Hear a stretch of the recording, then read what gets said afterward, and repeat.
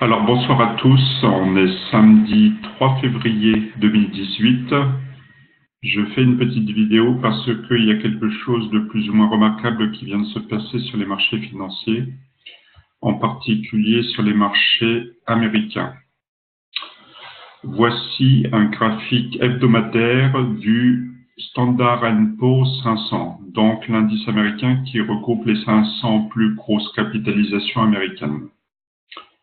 Pour ceux qui font un peu d'analyse technique, on est obligé de faire attention à la figure qui vient d'être dessinée en cette fin de semaine. On appelle ça une englobante baissière.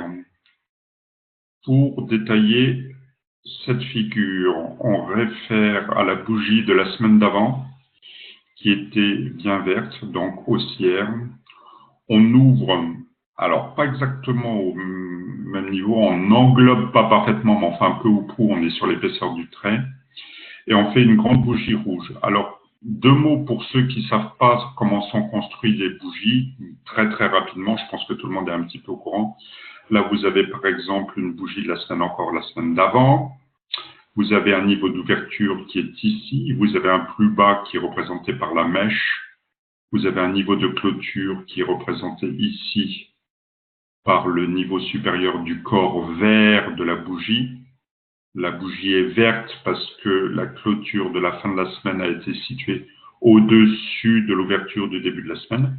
Et là, pendant le cours de la semaine, on a eu un plus haut qui est représenté par cette petite mèche-là. Bon, bref. La semaine précédente, c'est-à-dire pas celle qui vient de s'écouler, mais la semaine d'avant, on avait une belle bougie verte très haussière. Et là, on fait ce qu'on appelle une englobante baissière. Nous autres analystes techniques, on est obligés de tenir compte de ce signal qui est un signal baissier assez fort.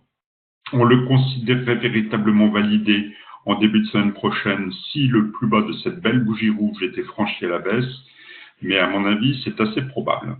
Bon, alors en deux mots, on avait déjà eu en bougie journalière lundi dernier, à ce niveau-là, je vous montre ce qu'on appelle un arami baissier. Alors c'est à peu près le même type de configuration, sauf que la bougie rouge qui suit, là, celle du lundi 29 janvier, n'englobait pas parfaitement la bougie du vendredi 26 janvier. On appelle ça seulement un arami. Donc en termes de bougie journalière, on avait déjà lundi dernier un signal journalier légèrement baissier. Je reprends le signal hebdomadaire. Il est assez franc. Là, je rezoome un petit peu. Il est assez net, il est assez beau. Donc, on devrait continuer à baisser sur les États-Unis. Rien n'est moins sûr, mais c'est probable. Alors maintenant, quelle va être la profondeur de la baisse? C'est bien là qu'est la difficulté. Personne ne peut véritablement dire ça. Certains analystes vont vous faire des projections de retracement de Fibonacci qui consisteraient à partir du plus bas de 2009 à considérer le plus haut ici et puis aller voir à quel pourcentage, 23,6% de retracement, on peut aller à la baisse. Il peut y avoir un certain chemin à la baisse. Alors maintenant, quelle peut être l'importance de cette affaire-là pour nos bons vieux indices européens? On va jeter un petit coup d'œil. On va prendre l'Eurostoxx 50. Alors, l'Eurostoxx 50, j'ai mes bougies qui sont pas parfaitement, les tracés qui sont pas parfaits là.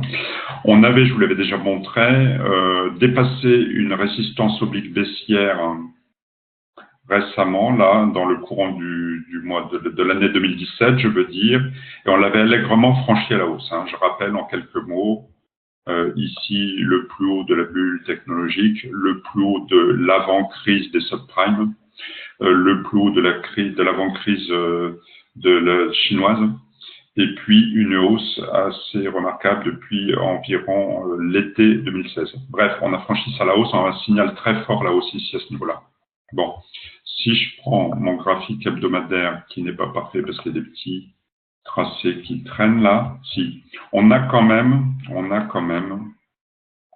depuis justement cet été 2016, une phase de hausse qui était quasiment ininterrompue. On a quand même un signal qui nous dit que, alors il faut voir sur quel point on s'appuie, mais on a quand même à ce niveau-là un point d'appui, 2 points d'appui, 3 points d'appui, quasiment 4 points d'appui. On merdouille en dessous, on revient, une sorte de pullback. Bon, On ne fait pas encore plus bas que le dernier plus bas, mais on a l'impression de vouloir rebondir sous cette oblique baissière ascendante. Bon, alors regardons un peu ce que disent les autres indices. Le CAC 40, on est sur l'épaisseur du trait par rapport à cette progression qui date de 2016. Donc, on est en train de chatouiller le détail à ce niveau-là, mais on va savoir dans les prochains jours. Ce qui m'inquiète un peu plus, c'est le DAX. Le DAX, alors ça, c'est le futur DAX, quand c'est ce qui s'est passé après la clôture des marchés à 17h35 vendredi soir. Donc, les marchés ont été un peu plus bas dans la soirée.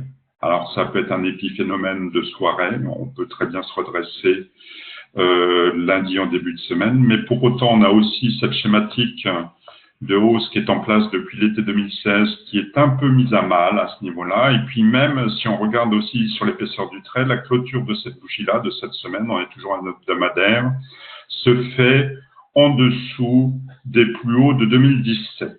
Bon, ça me plaît un petit peu moins. Voilà.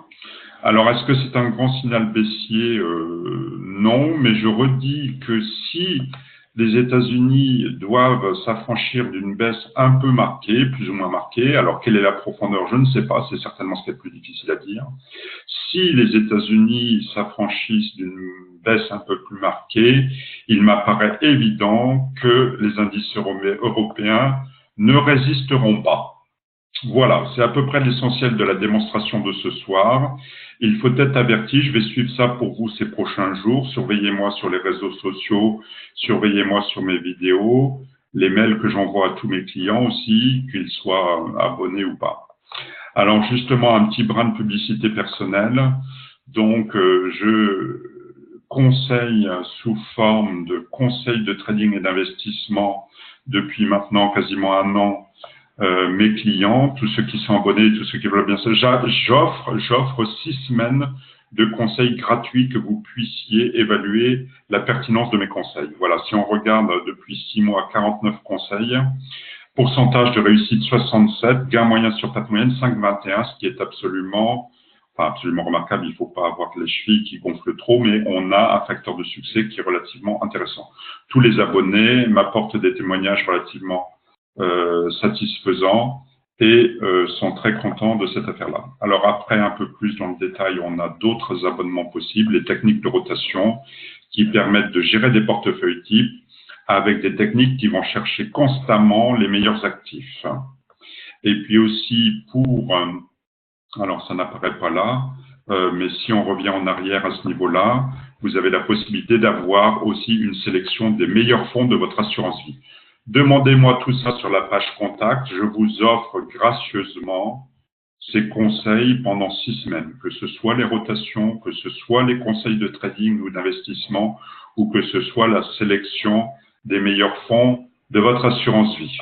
Je vous souhaite une excellente fin de week-end. Soyez prudents, soyez attentifs à ce qui peut se passer dans les prochains jours ou les prochaines semaines. Je vous souhaite tout le meilleur pour la suite. Au revoir.